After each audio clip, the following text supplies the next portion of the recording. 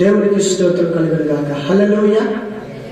దేవుని పిల్లారా, దేవుని యొక్క పరిశుద్ధమైన గ్రంథంలో నుంచి దేవుని యొక్క వాక్య భాగాన్ని మనం చదువుకుందాం. రెండవ రాజుల గ్రంథము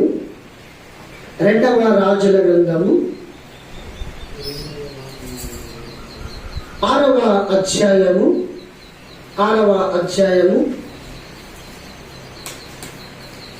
24 నుంచి కొన్ని వచనాలను ధ్యానం చేసుకుందాం.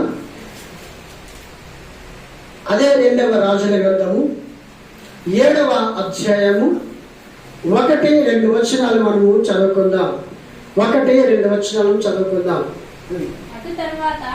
అటు తరువాత సిరియా రాజైన బెన్హదదు తన సైన్యమంతటిని సమకూర్చుకొని వచ్చి షోమ్రోనునకు ముట్టడి వేసెను. గొప్ప క్షామము కలిగి ఉండగా గాడి యొక్క తల 80 రూపాయలకును అరపావు పావురప్రెట్ట 5 రూపాయలకును అమ్మబడెను. వారు అంత కఠినముగా ముట్టడి వేసిరి. దేవునికి స్తోత్రం. దేవుని పిల్లారా, చదువుకున్న వాక్య భాగాలు బట్టి మనం ప్రార్థన చేసుకుందాం. ప్రార్థనతో ఈ యొక్క వాక్య భాగాన్ని మనము ధ్యానం చేసుకుందాం. ప్రార్థన చేసుకుందాం. పరిశుద్ధుడైన మా తండ్రి, జీవం కలిగిన మా ప్రభువా, మహోన్నతుడా, మహాగణుడా, ఈ శ్రేష్టమైన నామానికి మహిమ, ఘనత, ప్రభావములు నీకు మాత్రమే చెల్లిస్తున్నాము నాయన. ఈ సమయంలో ప్రభువా, చదవని యొక్క వాక్య భాగాన్ని ధ్యానం చేయుచుండగా అయ్యా అల్పుడును అయోగ్యన నన్ను ప్రభువా నీ యొక్క వాక్కుతో నింపి నీ బలమైన హస్తముతో నన్ను వాడుకోమని ప్రార్థిస్తున్నాను. జీవం కలిగిన నా యేసయ్య, నీ నోటి బురుగా నన్ను వాడుకోనండి అయ్యా. నీ పరికరముగా నన్ను వాడుకోనండి అయ్యా. నీ సత్యమైన వాక్యమును, నీ జీవమైన వాక్యమును, నేటికి జీవించుచున్న నీ యొక్క వాక్యాన్ని ఏ విధముగా ప్రభా తండ్రి బోధించాలో చెప్పాలో ప్రభా నాయన, కావలసిన జ్ఞానమును, తెలివిని, వివేకమును పరిశుద్ధాత్మ దేవుడే నాతో ఉండి నడిపించి ఈ వాక్యమును ప్రభా వివరముగా ప్రభా మాకందరికి అర్థమయ్యే రీతిలో మీరు మాట్లాడమని ప్రార్థిస్తున్నాను.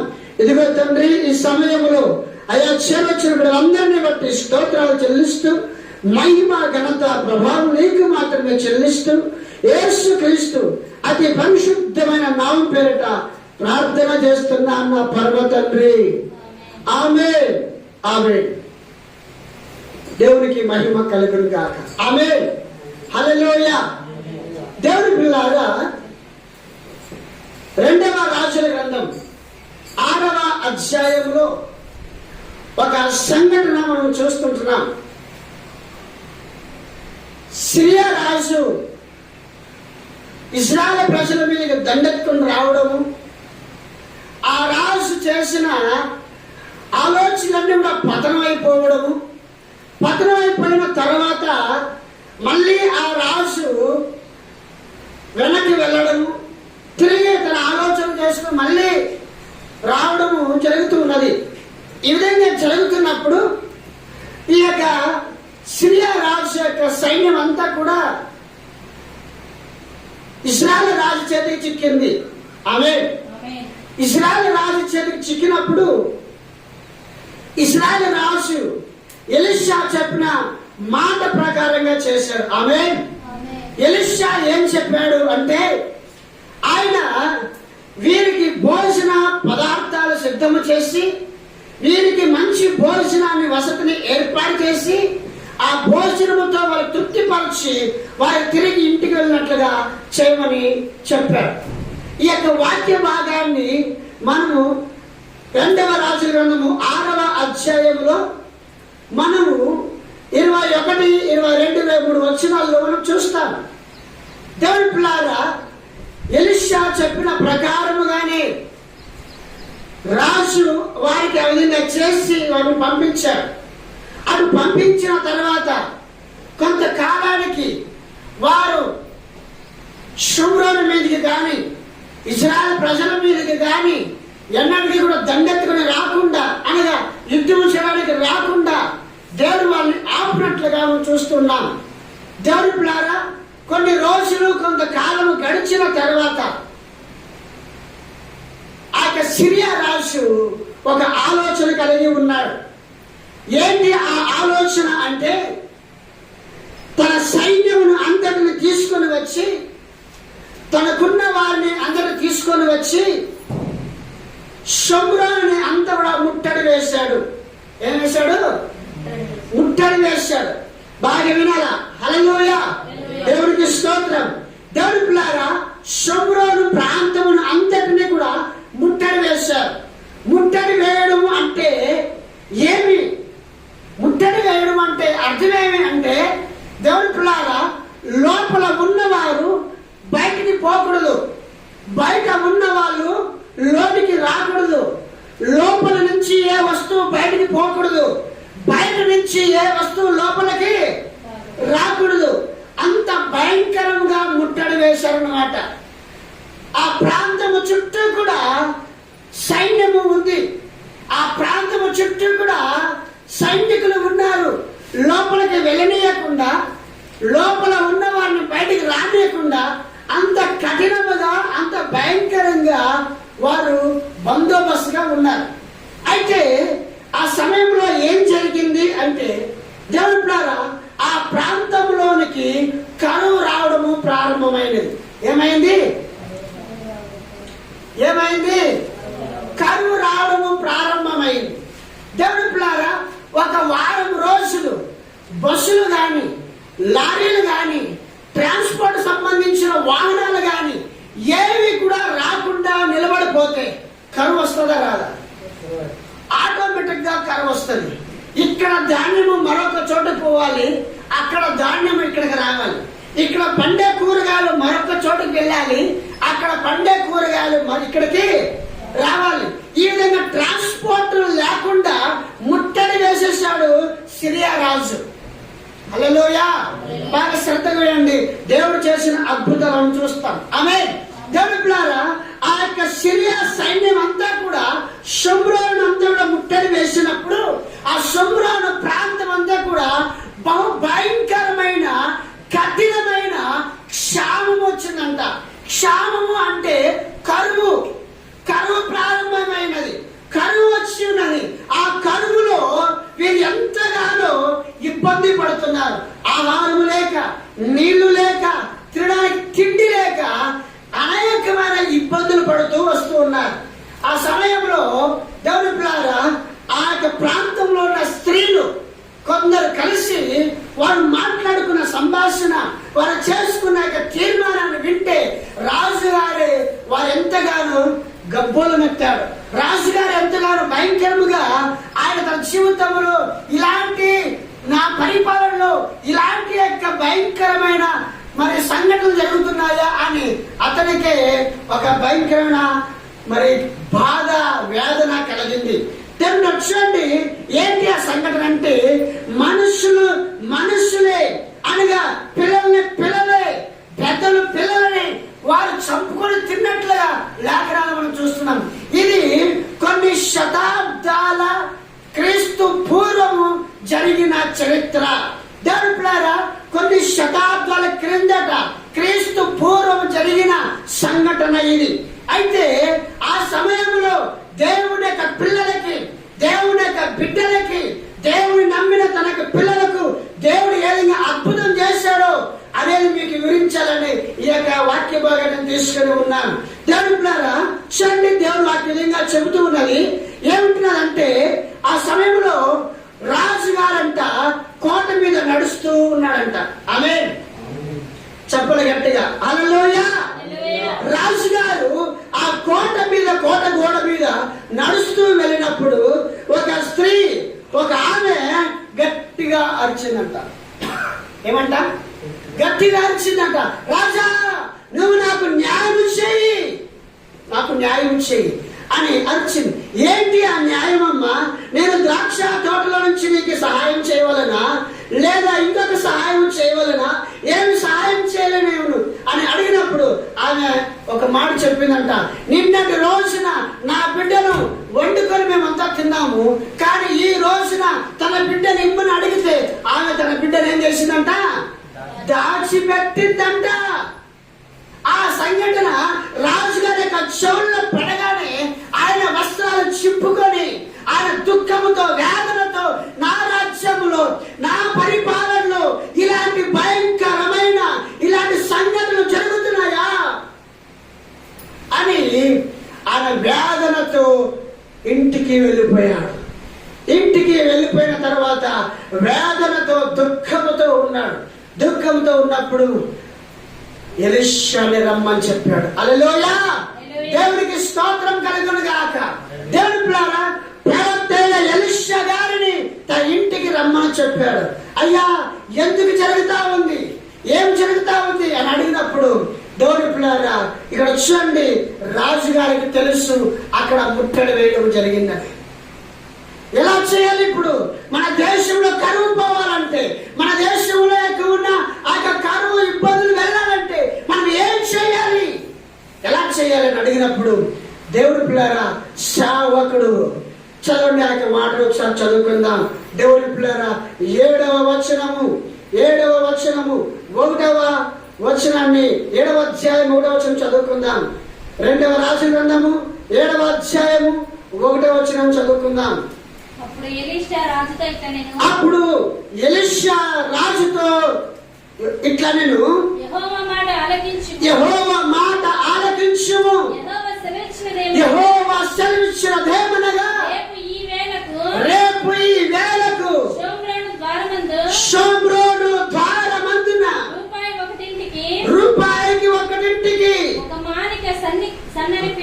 ఒక మానిక సన్నని పిండియు రూపాయి ఒకటింటికి 2 మాణిక్యముల యావలను అమ్మబడును. ఎవరి చేతి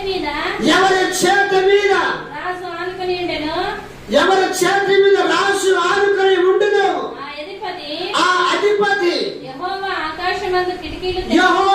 ఆకాశమందు కిటికీలను తెరిచి అలాగు జరుగునా అని దైవజనునికి ప్రత్యుత్తరం ఇవ్వగా, నీవు కన్నులారా చూచెదవు గాని దాన్ని తినకుందువని అతనితో చెప్పెను. దేవునికి స్తోత్రం, హల్లెలూయా. దేవునికి స్తోత్రం, హల్లెలూయా. గట్టిగా చెప్పండి, దేవుడు మహిమపరచడం. హల్లెలూయా, హల్లెలూయా. దేవుడి పిల్లారా, దేవుని యొక్క సేవకుడైన ప్రవక్త గారు ఒక్క మాట సెలవించాడంటే అది జరుగుతుంది అంతే. ఆమేన్. దేవుడి పిల్లారా, నువ్వు సేవకుని మాట విని ఆ సేవకునికి మాటకు లోబడినట్లయితే నీ జీవితంలో ఎన్నడూ కని విని ఎరగని అద్భుతాలను చూస్తావు. ఆమేన్. నువ్వు సేవకుని మాటకు విని ఆయన మాటకు విధేయత చూపించినట్లయితే, లేదా దేవుని యొక్క మాట, దేవుని యొక్క ప్రతినిధి అయినా, దేవుని యొక్క సేవకుడి యొక్క ప్రతినిధి అయినా, దేవుని యొక్క సేవకుడికి రాయబారిగా ఉన్న సేవకుని మాటను విన్నట్లయితే నీ జీవితంలో ఎప్పుడు కూడా చూడనివి వినవి అలాంటి అద్భుతాలను చూస్తావు. ఆమేన్, హల్లెలూయా. అయితే నీ జీవితంలో ఒక విశ్వాసం కలిగి ఉండాలి. ఆమేన్. నీ జీవితంలో ఒక నమ్మకమైన విశ్వాసం కలిగి ఉండాలి. నా జీవితంలో దేవుడు చెప్పాడంటే, నా జీవితంలో దేవుడు సెలవిచ్చాడంటే అది తప్పకుండా జరుగుతుంది. ఆమేన్, హల్లెలూయా. అది ఖచ్చితంగా జరుగుతుంది. దేవుడు చేసి చూపిస్తాడు. దేవుడు చెప్పమని చెప్పిన సేవకుని మాట వినినా నీ జీవితంలో ఆశీర్వాదమే. ఆమేన్. ఆ యొక్క షోమ్రోను రాజు ఎలీషాని పిలిపించి, అయ్యా నువ్వేం చెప్తావో, దేవుడు ఏమి సెలవిస్తాడో, ఏమి చెప్పమన్నాడో నీకు అది చెప్పమని అడిగినప్పుడు, అప్పుడు ఎలీషా గారు ప్రవక్త గారు ఒక మాట చెప్పారు. ఏమన్నా తెలిసిన రేపటికి ఈ దినమున ఈ సమయంలో రూపాయికి చెప్పండి ఒక మాట చదవడం. ఒక మాణిక్య పిండి ఒక మానిక సన్నని పిండి రూపాయి ఒకటింటికి 2 మాణిక్యుల యావలు అమ్మబడును రూపాయి కంట. హల్లెలూయా. అదే ఇంత తక్కువ ధరకి లేకపోతే ఇంత తక్కువ దీనికి ఇంత పిండి ఎక్కడ వస్తుంది, ఇంత గోధుమలు ఎక్కడ వస్తాయి, ఇన్ని యావాలు రొట్టెలు కాల్చుకోవడానికి ఇంత యావాలు ఎక్కడి నుండి వస్తాయి అని వాళ్ళు అనుకుంటున్నారు. రాజ్యము అనుమానం సున్నం లేదు. సేవకుడు చెప్పాడంటే, యాజకుడు చెప్పాడంటే, ప్రవక్త గారు చెప్పారంటే అది ఖచ్చితంగా జరుగుతుంది అని రాజు నమ్మకంగా ఉన్నాడు. కానీ రాజు కొద్దిగా ఒక బలహీనత, ఒకరి మీద ఆనుకోవడం, అంటే అతని సరైన ఒక విధంగా అనారోగ్యమో లేకపోతే సరైన ఒక నిలబడడానికి అంత శక్తి సామర్థ్యమో లేవో తెలియదు, కానీ అతనికి ఆనుకునే ఒక వ్యక్తి ఉండేవాడంట. ఆమేన్. హల్లెలూయా. ఆ వ్యక్తి అన్నాడంట, ఇది ఎలా సాధ్యం, ఇది చెప్పండి, ఇది ఎలా సాధ్యం, ఎలా సాధ్యమవుతుంది? రేపటికంతా ఎక్కడి నుంచి వస్తుంది మనకి? అమ్మా వింటున్నారా? వింటున్నారు? రేపటికి ఎలా వస్తుంది అంత పిండి, అంత యావలు ఎలా వస్తాయి? అంతమైన ఆ యొక్క పశువుల యొక్క సంపద ఎలా వస్తుంది? ఆహారం యొక్క సంపద ఎలా వస్తుంది అని అతనికి ఒక అనుమానం వచ్చింది, ఒక డౌట్ వచ్చింది, అపనమ్మకం వచ్చింది.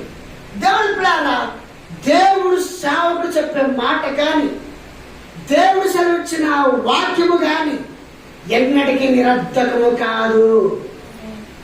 ఆమేన్.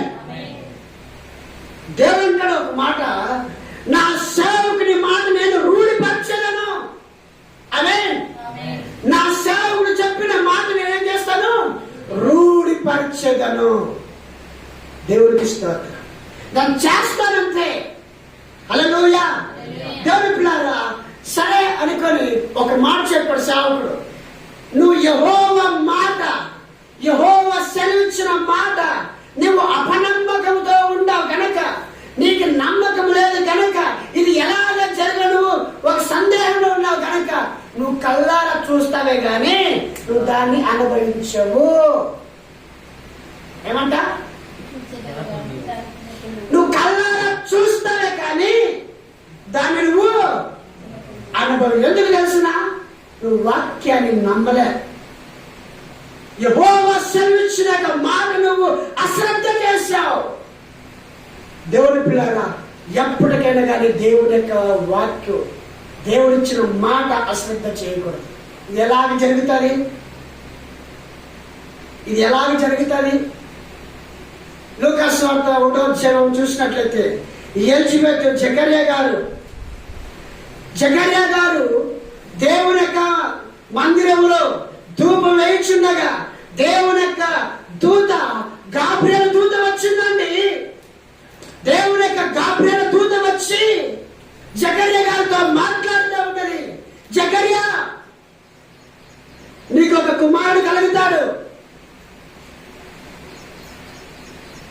అని చెప్పినప్పుడు ఆయన అన్నాడు, నేను ముసలివాడను, నా భార్య ముసలిదైపోయింది, ఇది ఎలాగా సాధ్యం? అంటే ఒక పనిష్మెంట్. ఏంటి ఆ పనిష్మెంట్ తెలుసునా? నీకు కుమారుడు పుట్టేంత వరకు నీకు నోటి మాట రాదు. ఒక పనిష్మెంట్.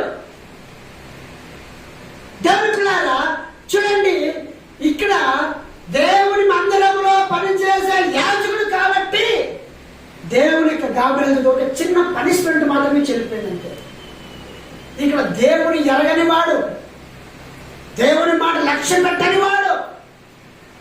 అందుకని దేవుడు ఏమన్నాడు తెలిసిన, దూతతో చెప్పడం తెలిసిన, ఎలీషా ఏమన్నాడు తెలిసిన, నువ్వు చూస్తావే కానీ దాన్ని నువ్వు అనుభవించవు. అబ్రహాంతో దేవుడు చెప్పాడు, అబ్రహామా తిరిగి ఇట్లా ఏటకంతా నేను వస్తాను నీ దగ్గరికి, శారావుడిలో ఒక కుమారుడు ఉంటాడు. అయ్యా ఇది ఎలా సాధ్యం? శారాకి 99 ఉంది, అబ్రహాముకు 100 సంవత్సరాలు. అయ్యా ఇది ఎలా సాధ్యం? సర్వశక్తి కలిగిన దేవునికి సమస్తమును సాధ్యమే. ఆమేన్. సర్వశక్తి కలిగిన దేవునికి సమస్తమును సాధ్యమే. ఆయనకు అసాధ్యమన్నది ఏది లేదు. ఆమేన్. అసాధ్యమన్నది ఏది కూడా లేదు. సమస్తమును సాధ్యమే. దేవుడికి స్తోత్రం. ఆమేన్. దేవుని పిల్లారా, దేవుని దగ్గర నుండి వచ్చిన మాట మనం నిర్లక్ష్యం చేయకూడదు. ఆమేన్. దేవుడి యొక్క దూత చెప్పిన మాటను నిర్లక్ష్యం చేయకూడదు. సేవకుడు చెప్పిన మాటను నిర్లక్ష్యం చేయకూడదు. దేవుడి యొక్క వాక్యంతో నింపబడి దేవుని వాక్యాన్ని చెబుతున్నప్పుడు ఆ వాక్యాన్ని మనం అశ్రద్ధగా వినకూడదు, శ్రద్ధ కలిగి మనం వినాలి. ఆమేన్. హల్లెలూయా. ఆ విధముగా మనం ఉన్నట్లయితే దేవుని ఆశీర్వాదం పొందుకుంటాం. ఆమేన్. హల్లెలూయా. దేవునికి స్తోత్రం. దేవుని పిల్లారా, ఇది ఎలా సాధ్యము? రేపటికంతా యాభై వస్తాయి, సన్నని పిండి వస్తుంది. ఎలా సాధ్యం? దేవుడే ఆకాశవాకాలు తెలిసిన, కిటికీలు తెలిసిన ఇది కాదు అంటున్నాడు ఆయన. ఏమంటున్నాడు? దేవుడు ఆకాశ కిటికీలు తెలిసిన అలాగ జరుగునా, అవుతుందా అని క్వశ్చన్ వేస్తున్నాడు. దేవునికి సమస్తమును సాధ్యమే. ఆమేన్. హల్లెలూయా. దేవుడు ఒక మాట సెలవించాడంతే. ఇశ్రాయేలు ప్రజలందరూ కూడా, అయ్యా మేము ఐగుప్తు దేశంలో ఉన్నప్పుడు చక్కగా మాంసాన్ని కుండలో వేసుకొని తినేవాళ్ళము, తృప్తిగా తినేవాళ్ళము, సొరకాయలను బీరకాయలని అవి ఇవి తినేవాళ్ళము అని చెబుతున్నప్పుడు దేవుడు రేపటికంతా మీ గుడారముల దగ్గరకి పూరేళ్ళు వస్తాయి, వాటిని మీరు వండుకొని తినండి. ఆమేన్. హల్లెలూయా. ఉదయమున తెల్లవారక మునిపే వారికి గుడిసెల దగ్గరకి, వారికి డేరాల దగ్గరకి, ఆ సముద్రంలో ఉన్న పూరేలన్నీ కూడా లైన్గా వచ్చి నిలబడుకున్నాయంట, కూర్చున్నాయండి. అన్ని లైన్గా వచ్చి పూరేలన్నీ కూడా గుడిసెల దగ్గర ఉన్నాయి. ఏమని వచ్చినాయంటే, మీరు నిన్ను అడిగారు కదయ్యా, మీరు వాటిని కోసుకొని తినండి, సమృద్ధిగా మీరు మాంసం తినండి అని మోషే చెప్పాడండి. దేవుని పిల్లారా, దేవుని మాటకు ఏ విషయంలో కూడా మనలో సందేహం రాకూడదు. ఆమేన్. దేవునికి స్తోత్రం కలుగును గాక. అయితే ఈ విధంగా ఉన్న సమయంలో ఏం జరిగింది? రేపటికంతా ఎలా సన్నని పిండి వస్తుంది, రేపటికంతా ఎలా 50 రొట్టెలు వస్తాయి అని వీళ్ళు ఆలోచించిస్తున్నప్పుడు, దేవుని పిల్లారా, సిరియా దండు అంతా కూడా షమ్రోన్ మీదకి రావడానికి గుంపులు గుంపులుగా, తండోపతండములుగా గుర్రాలు రథాలు అన్ని వచ్చాయి. గుర్రాలు రథాలు అన్నీ కూడా వచ్చాయి. దాంతో పాటు ధాన్యమును, పత్యమును, బంగారమును, వెండిని, దానితో పాటు మంచి మంచి డాలను, ఈటలను, కావలసిన తిండి పదార్థాలను అన్ని సమృద్ధిగా తెచ్చుకున్నారు. షమ్రోన్లో ఉన్న ఆ యొక్క సిరియా దేశంలో ఉన్న సైనికులందరూ కూడా తెచ్చుకున్న సమయంలో దేవుని పిల్లారా, ఒక సంఘటన జరిగింది. ఏంటి ఆ సంఘటన అంటే, షమ్రోన్లో ఉండే కుష్ఠరోగులందరూ కూడా ఒక ప్రాంతంలో ఉంచేవాళ్ళని, కొన్ని అవతల ఊరి అవతల వాళ్ళు ఉంచేవాళ్ళని. ఊరి అవతల ఉంచుతున్నప్పుడు ఈ 4 కుష్ఠరోగులు కూడా ఏం చేశారంటే, దేవుని పిల్లారా, ఇక్కడ ఉన్నా చచ్చిపోతాం, మనం ఊరి అవతల ఉన్నాం, ఇక తినడానికి తిండి లేదు, త్రాగడానికి పైన మనం చచ్చిపోతాం కదా. ఊర్లో పైన మనం చంపేస్తారు రాళ్ళతో కొట్టి. ఇక్కడ ఉన్నా మనం చనిపోతాం. సరే ఎక్కడైనా ఉండి సత్యాన్ని గ్యారంటీ కదా అని మనము ఊర్లోనికి వద్దు, ఇక్కడ ఉండేది వద్దు, సిరియా దండులకు పోదాం పదా అని అనుకున్నాను. హల్లెలూయా. ఆ 4 కుష్ఠరోగులు కూడా కలిసి మాట్లాడుకున్న మాట ఏంటంటే, మనము ఊర్లోకి వెళ్ళినా మనం రాళ్ళతో కొట్టి చంపేస్తారు, ఇక్కడ కూర్చొని ఉన్నా మనం రాళ్ళతో కొట్టి చంపేస్తారు, ఇక్కడ ఆకలి చావులతో చావాల్సిందే, సిరియా దండులోకి వెళ్దాము, అక్కడ వాళ్ళు మనం బతికిస్తే బతుకుదాము, చంపదే చనిపోదాం తీర్మానం చేసుకొని ఈ 4 కుష్ఠరోగులు కూడా సిరియా దండులోకి వెళ్ళిపోయారు. హల్లెలూయా, హల్లెలూయా. సిరియా దండులోకి వెళ్ళిపోయినప్పుడు ఆ సిరియా దండులోనికి వాళ్ళు వెళ్ళి చూస్తుండగా ఎక్కడ కట్టిన గుర్రాలు అక్కడనే ఉన్నాయి, ఎక్కడ నిలిపిన రథాలు అక్కడనే ఉన్నాయి, ఎక్కడ ఉన్న గాడిదలు గుర్రాలు రథాలు అక్కడనే అలాగే ఆగిపోయి ఉన్నాయి. కానీ మనుషులు ఎవరు కూడా లేరు. ఎందుకు? ఏం జరిగింది అంటే చెడు దేవుడు ఒక మాట మనం చదువుకుందాం. యెహోవా రథముల ధ్వనియు గుర్రముల ధ్వనియు గొప్ప సమూహముల ధ్వనియు వినబడినట్లు చేయగా వారు మన మీదికి వచ్చుటకై ఇశ్రాయేలు రాజు హిత్తీయుల రాజులకును ఐగుప్తుల రాజులకును బతిమిచ్చినాడని సిరియన్లు ఒకరితో చెప్పుకొని లేచి తమ గుర్రములనైనను గుర్రములనైనను గాడిదలనైనను దండపేటలో ఉన్న వాటిలోనైనను ఏమీ తీసుకొనకయే ప్రాణములు రక్షించుకుంటే చాలనుకొని సంధి చీకటిలో నుండి ఉన్నది ఉన్నట్లుగా పేట విడిచి పారిపోయి ఉండిరి. హల్లెలూయా. గట్టిగా చప్పట్లు కూడా దేవుని నామమున మహిమపరచండి. దేవునికి స్తోత్రం. హల్లెలూయా. దేవునికి స్తోత్రం. దేవుని పిల్లారా, ఇశ్రాయేలు ప్రజలు, షోమ్రోన్లో ఉన్న ప్రజలు యుద్ధానికి వెళ్ళరా? యుద్ధానికి వెళ్ళలే, గుర్రాలు ఎక్కలే, ఖడ్గముద్దాలు తీసుకోలే, కానీ శత్రువు పారిపోయాడు.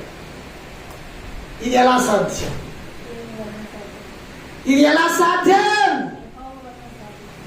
గట్టిగా చెప్పండి. హల్లెలూయా.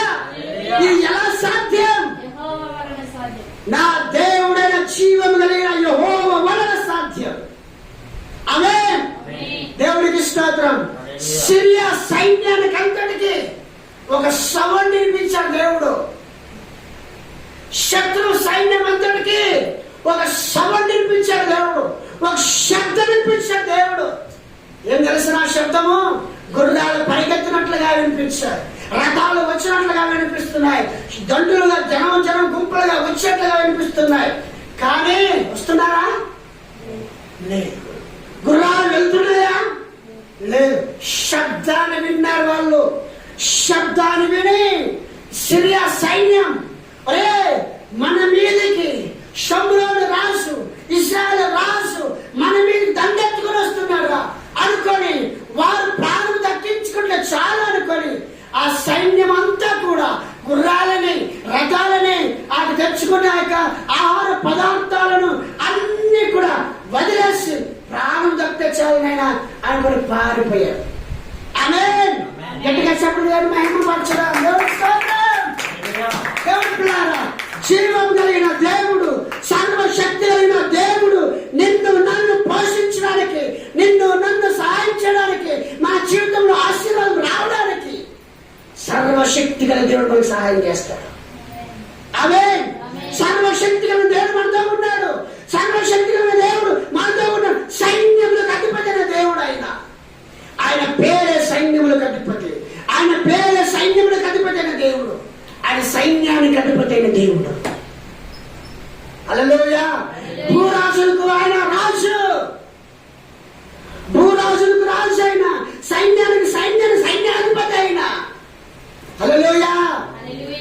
ఎప్పుడైతే ఆ యొక్క సిరియా రాజులకి, ఆ సిరియా సైన్యానికి